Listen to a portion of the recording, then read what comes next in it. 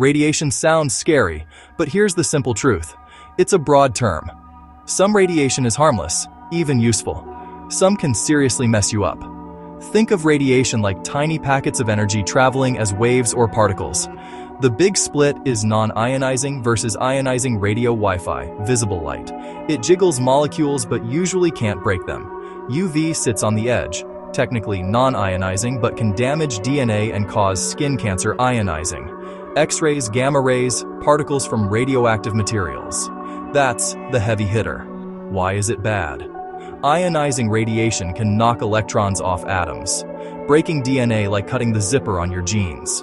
Your cells try to repair it. Errors can slip through, leading to mutations and cancer.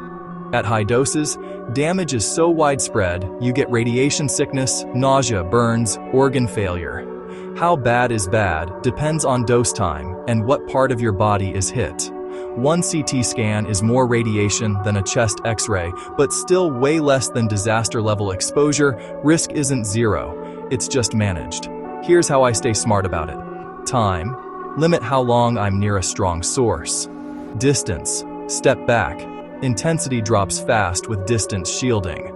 Lead for X-rays, concrete, or Earth for gamma.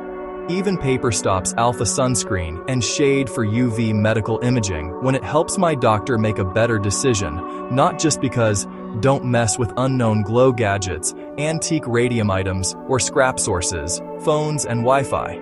Current evidence says non-ionizing and low power. Keep them out of bed if you like. That's more about sleep than safety. Bottom line, respect radiation. Don't fear it.